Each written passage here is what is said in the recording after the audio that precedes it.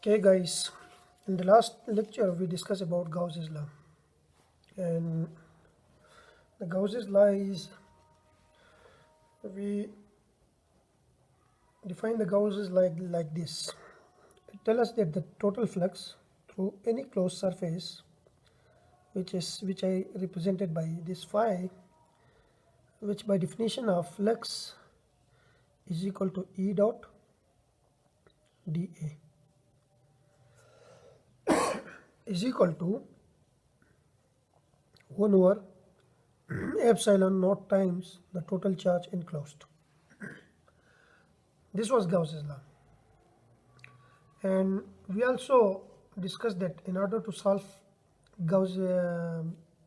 this equation for the electric field, we draw a symmetrical surface at the point where we want to calculate the electric field. Now here we will practically apply that concept. The first application of Gauss's law is, let's suppose we have an infinite line of charge. Suppose we have a line of charge. Let's suppose we have a string, and on this string we place some positive charges, and the length of this string is infinite. I just consider a small portion of this line of charge, and we have to calculate the electric field at a particular point. Suppose this is the point where we want to calculate the electric field. Now what we will do, we will draw a symmetrical surface. So in this case I will draw a cylindrical surface. This is one side of the cylinder and this is the other side. So here I draw a cylindrical surface. The length of the cylinder I consider to be, let's suppose, L. Okay, the length of the cylinder is supposed to be L, and the radius of this cylinder is R. Suppose it is a radius R. Now this infinite line of charge has a linear charge density which is defined by lambda, which is equal to charge per unit length. So from this we get the value of charge, which is equal to lambda L. Suppose this is equation number 1. Now we have different surfaces here. If I consider it to be a cylinder, let's suppose it is a cylindrical surface. Okay, now there are three surfaces. One surface is this one, the top one. The other surface is the bottom one, this one, and the third surface is this curved surface. It's this surface. So we have three surfaces. One is surface S1, one is surface S2, this one, and the third surface is this curved surface which I represented by S3. Now this is a positive charge, so electric field line originates from this positive charge and it's diverge in all directions, like in this way. It goes in this way. It also goes in this way from each positive charge. Okay, these are the direction of electric field. This line charge is at the center of the cylinder, so its distance from this line charge to this curved surface is constant. It's always R. So if it is constant, then the electric field everywhere on this surface, this curved surface, is constant. So here we have this electric field.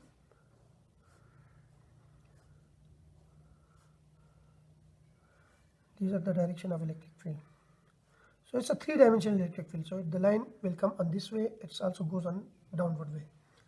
So let's suppose this is the line charge. Okay, there's the line charge.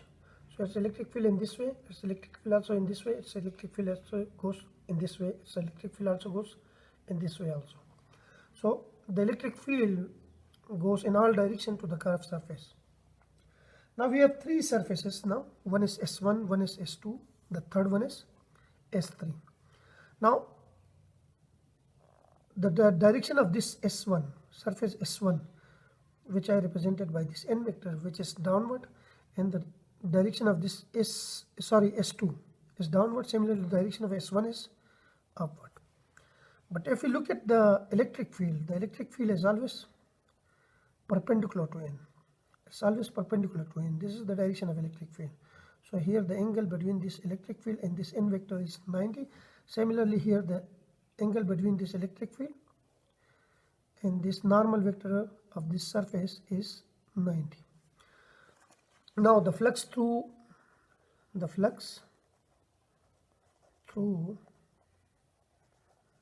surface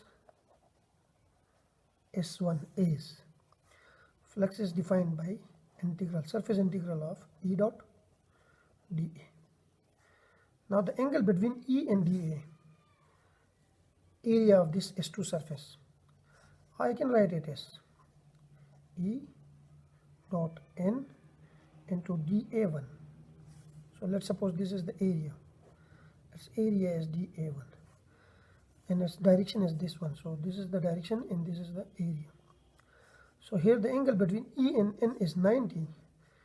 So we have E dA1 cos 90. From this I will get 0. So the flux through surface S1 is 0.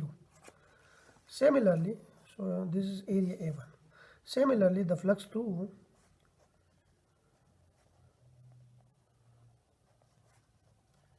surface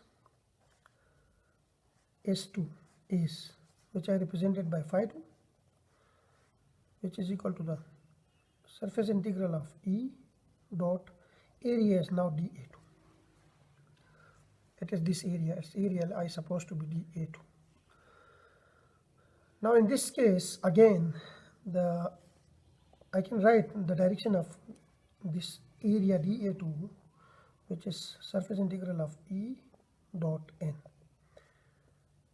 okay, into dA2. Now the angle between this E and N, here E is in this way and N is perpendicular to this one. The angle between them is 90. So we have E dA cos 90. So, and from this cos 90 is equal to 0. So from this we will get flux through surface S2, which is phi 2, which is also equal to 0. Now come to the curved surface. I will write it here. Now this curved surface, it's a curved surface. The flux through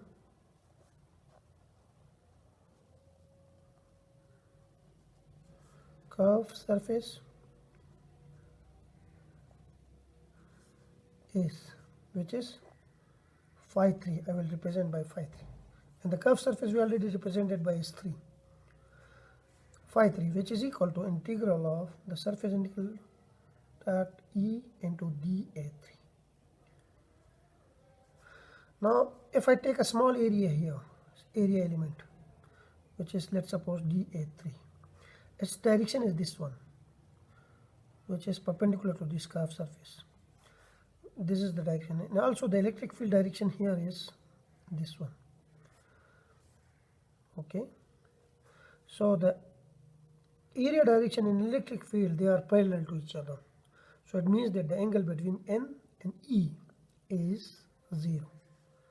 So from this we get E dA3, I just call it dA, not dA3, dA into cos of 0 degree. So from this we get E into dA. Yes, I already mentioned that this infinite line of charge passes through the center of the cylinder. Its distance from this, the distance from this line charge to this surface of the cylinder is constant. If it is constant, then the electric field is constant throughout this curved surface, because electric field depends on the distance by this relation 1 over r square. So if r is constant everywhere, so it means that electric field will be constant throughout. So I will keep this electric field outside, and I left with this area dA. And we know that the area of the curved surface is E into 2, I think it's 2 pi RL, 2 pi RL. R is the radius of the cylinder and L is the length of the cylinder. So from this we get phi 3, which is equal to, let me check it, which is equal to flux through the surface S3 is phi 3, which is equal to 2 pi RL into E. Now the total flux through the whole surface, which is I represent by phi, which is equal to sum of the flux through each individual surface, phi 1 plus phi 2 plus phi 3.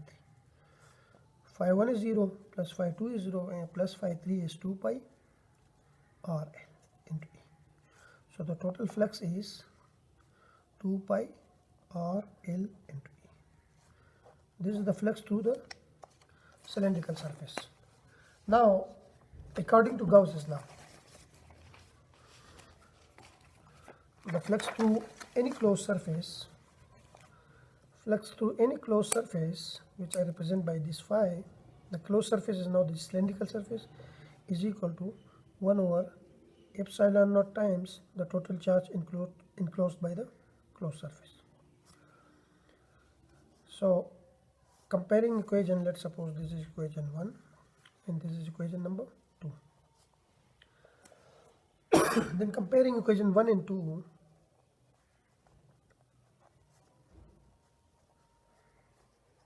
we have 2 pi RL is equal to Q over epsilon naught into E, E is equal to Q over 2 pi epsilon naught RL.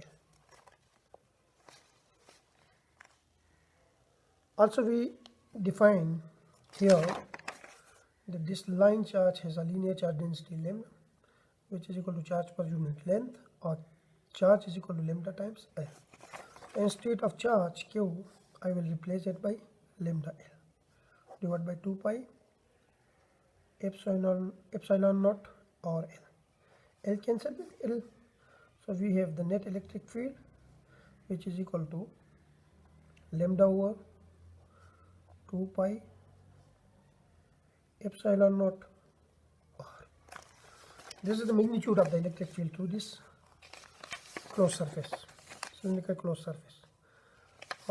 If we include the direction, then the vector form of the electric field will be lambda divided by 2 pi epsilon naught R into R unit vector, where R unit vector is always, this is the R unit vector, which is always perpendicular to the curved surface.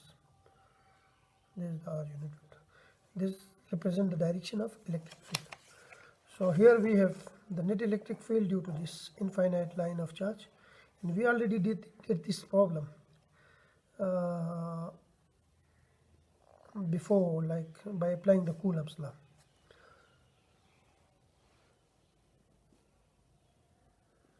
And it depends on this radius of the cylinder.